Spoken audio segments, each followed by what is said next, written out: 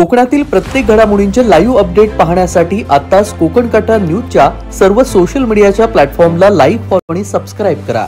तर दरवर्षी नवीन वर्षाला स्वागत करत असताना मुंबई हे जगामधील सर्वात सुरक्षित शहर असं ओळखलं जातं आणि ती प्रतिमा कायम ठेवण्याची जबाबदारी ही पोलीस प्रशासनावरती आहे आणि ती प्रतिमा टिकवण्यासाठी नक्कीच आपलं पोलीस प्रशासन सज्ज आहे।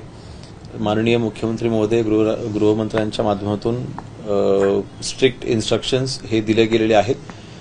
खास करून मुंबईसारख्या मेट्रोपॉलिटन शहरामध्ये जिकडे झोपड्याही तितक्या मोठ्या प्रमाणामध्ये आहेत आणि तिथे 5 स्टार पार्टीज देखील ह्या तितक्याच मोठ्या प्रमाणात होत असतात, तर दोन्हीकडचं लक्ष ठेवणं हे गरजेचं आहे। अशा दृष्टीने मुख्यमंत्री महोदयांनी कमिशनर असतील त्यांच्या सर्व टीमना प्रशासनाला आदेश दिलेले आहेत।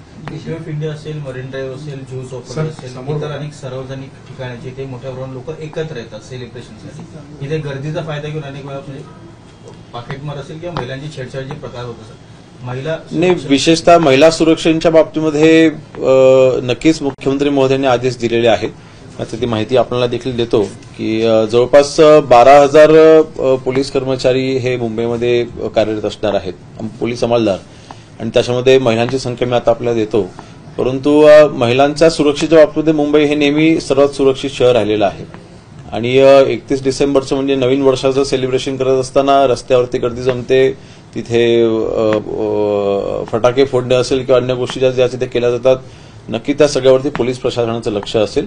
परंतु नवीन वर्षाचं स्वागत करत असताना मुंबईकरांनी कुठल्याही दडपणाखाली राहायची गरज नाही।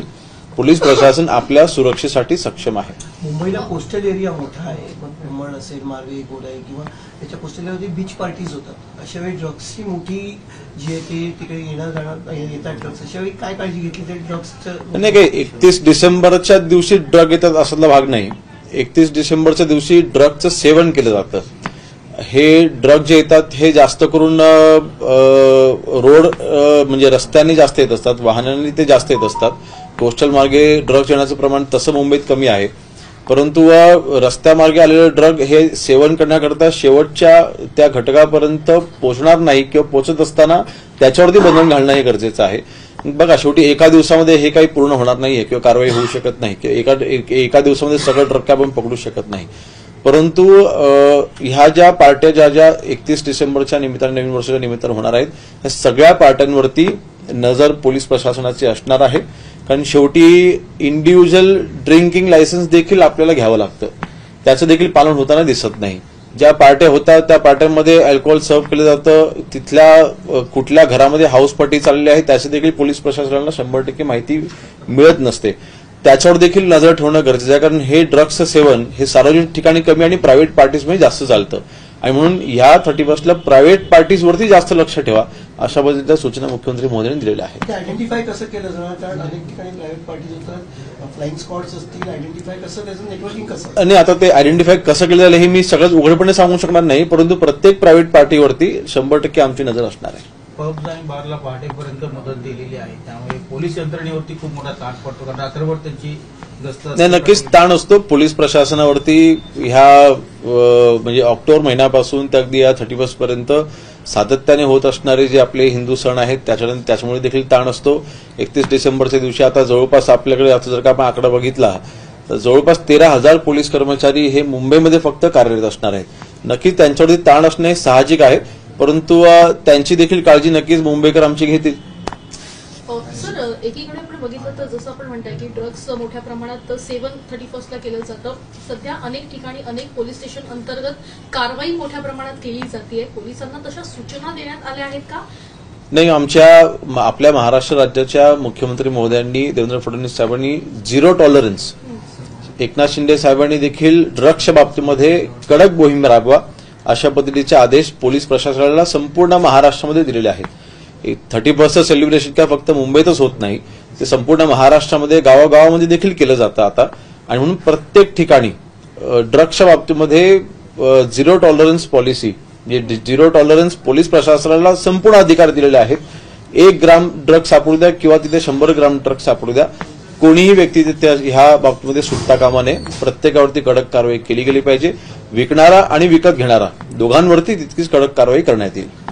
गेल्या वेळेस ड्रोननी लक्ष ठेवण्यात आलं होतं, खास करून ड्रोन उडवले होते अशा पार्ट्यांवरती. यावेळेस ड्रोनचा उपयोग ती मला वाटतं रेग्युलर प्रॅक्टिस आहे की काही काही एरियाज तिथे पोलीस प्रशासन 100% ऍक्सेसेबल नसतात आणि काही काही हिडन पार्टीज असतात, काही काही छुप्या पार्टीज असतात. त्या सगळ्या पार्ट्यांवरती टेक्नॉलॉजीचा वापर करून आमचं पोलीस प्रशासन तिकडे लक्ष ठेवून असेल. दुसरीकडे याच 31च्या दरम्यान आपण पाहतो की मद्यपान करून मोठ्या प्रमाणात तरुण हे रस्त्यावर गाडी चालवताना पाहायला मिळतात. मुंबई पोलिसांनी नुकतीच कारवाई देखील सुरू केलेली आहे, विशेष मोहीम राबवलेली आहेत आणि काही गाड्या देखील जप्त केलेल्या आहेत. काय सांगाल त्या संदर्भात? नाही, मला वाटतं कोविडच्या कालावधीमध्ये म्हणजे कोविड यायच्या अगोदर पोलिसांकडनं ड्रंक अँड ड्राईव्हच्या बाबतीमध्ये चांगली आणि कडक कारवाई आपल्याला मुंबईमध्ये होताना दिसायची. परंतु कोविडमुळे अर्थातच त्याच्यामध्ये रिस्ट्रिक्शन्स आले, कारण कोविडचा संसर्ग होऊ नये म्हणून. आणि त्यानंतर थोडीशी ही कारवाई लूज होताना दिसत होती. परंतु आता पुन्हा पोलीस त्या बाबतीमध्ये ऍक्टिव्ह झालेले आहेत आणि ड्रंक अँड ड्राईव्हच्या जी काही मोहिमेमध्ये राबवली जायची, अगोदर फक्त विकेंड्सला म्हणजे फक्त शुक्रवार शनिवारी आपल्या पोलीस दिसायचे हे ड्राईव्ह करत असताना, परंतु आता वीकडेजमध्ये देखील करावी अशी नक्की सूचना माझ्याकडनं देखील असेल. परंतु ह्यापुढे ड्रंक अँड ड्राईव्ह करणं महाराष्ट्रामध्ये अर्थातच एक सिरियस क्राईम, परंतु ह्या क्राईमला जास्तीत जास्त आळा घालण्यासाठी पोलीस प्रशासन अजून कडक कारवाई करायला तर सुरुवात केली. मला वाटतं 800 बाईक्स ह्याच्यावरती कारवाई केलेली आहे, त्या जप्त केलेल्या आहेत मागच्या काही दिवसांमध्ये आणि ती कारवाई अजून कडक होत राहील. सर, हॉटेल व्यवसाय असतील, धाबे असतील, मोठे मोठे 5 स्टार हॉटेल असतील, यांच्या मालकांना काही नोटीस दिल्या का? म्हणजे ड्रंक अँड ड्राईव्हसाठी मध्ये एक उपाय केला होता की त्यांनीच गाडी द्यावी, जे ड्रंक अँड ड्राईव्ह त्यांना गाडी पुरवावी, त्यांनी सर्व्हिस द्यावी, ड्रायव्हर द्यावा त्यांनी त्यांना, अशी एक सिस्टम चालू करण्यात आली होती. अशी काही सिस्टम यावेळी असणं दिसणार आहे का? म्हणजे त्यांनी गाडी चालवू नये दारू पिऊन किंवा ड्रिंक करून, त्यामुळे मालकांनी. मला वाटतं बघा, ही शेवटी संयुक्त जबाबदारी आहे. शेवटी सगळी जबाबदारी आपण पोलीस प्रशासनावरती किंवा हॉटेल मालकांवरती टाकून चालणार नाही. आज ऍज अन इंडिव्हिज्युअल मला देखील माहिती असली पाहिजे, मला देखील कळलं पाहिजे की आपण ड्रिंक केलेलो आहे त्यामुळे आपण ड्राईव्ह करू नये, असं थोडंफार अवेअरनेस स्वतः देखील आपण ठेवलं पाहिजे. आणि ती विनंती आपल्या प्रसारमाध्यमांच्या माध्यमातून मी महाराष्ट्र जनतेला करेन, महाराष्ट्र शासनाच्या वतीने, आमच्या मुख्यमंत्री आणि उपमुख्यमंत्री मोदयांच्या वतीने, की आपण 31st सेलिब्रेशन करत असताना आपण आपल्या मित्राची स्वतःची काळजी घेतली पाहिजे. जर का तुम्हाला वाटत असेल की बाबा मी गाडी चालवू शकत नाहीये, आपण पब्लिक ट्रान्सपोर्टचा उपयोग करून घ्या. आता मुंबईमध्ये मेट्रो आहे, पब्लिक ट्रान्सपोर्ट आता आपण उशिरापर्यंत आपण चालू ठेवतोय, त्याचा उपयोग करून घ्या. आणि म्हणून मला वाटतं ही संयुक्त जबाबदारी आहे. फक्त प्रशासनावरती बोट ठेवून चालणार नाही, तर प्रशासनाला आपल्या सर्व नागरिकांनी देखील तितकीच मदत केली पाहिजे. मुंबई पुण्यासारखी मोठी शहर असेल, गेल्या काही वर्षांचा जर इतिहास पाहिला आपण, 31 डिसेंबरच्या रात्री प्रायव्हेट पार्टी होतात, रेव्ह पार्टीज होतात, किंवा शहराला लागून असलेल्या काही ग्रामीण भागामध्ये अज्ञात ठिकाणी अशा रेव्ह पार्टीज उघड झालेल्या पोलिसांनी, तर त्यावरती विशेष लक्ष असणार, कारण त्यांचं विशेष कोडिंग असतं, विशेष वेगळ्या ऍपवरती, प्रायव्हेट ऍपवरती देखील याचं हे केलं जातं. नक्कीच ह्याच्यामध्ये एटीसीच्या माध्यमातून प्रत्येक पोलीस स्टेशनला एटीसी आपले अधिकारी असतात, त्याला वेगळी यंत्रणा असते, त्याची गुप्तचर यंत्रणा ही वेगळी असते. आणि मला वाटतं नार्कोटिक्सच्या अंडर येणाऱ्या आमचे सगळे अधिकारी ह्या सगळ्या दिवसांमध्ये अलर्ट राहण्याचे निर्देश त्यांना आम्ही दिलेले आहेत.